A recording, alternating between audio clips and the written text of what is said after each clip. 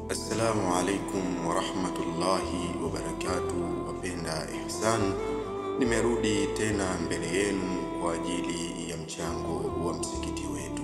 Alhamdulillah, msikiti wetu kutokana na mchango yenu ya awal tumemaliza vizuri kama video inavyoonyesha hapo.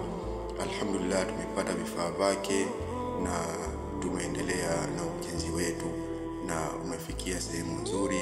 Ni jambo la kumshukuru Mwenyezi Mungu. Ndugu zangu, nimekuja tena mbele yenu kwa ajili ya msaada wa zulia.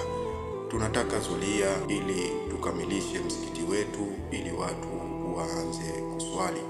Naam, assalamu alaikum wa rahmatullahi wa barakatuh. Alhamdulillah, tunashukuru msikiti wetu umefikia 80% ya matengenezo yake. Kama mnavyoona juu huko, alhamdulillah, tumeshatia rangi, tumetia mafeni, tumeshatia taa, alhamdulillah.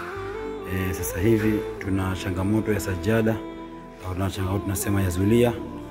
Zulia ambalo lina kosti milioni 15 kwa mita 60, mita moja ni 2.5, lakini na chini yake lina kosti milioni 6 na 300 kwa mita moja ni shilingi 100,000, shilingi 5,000.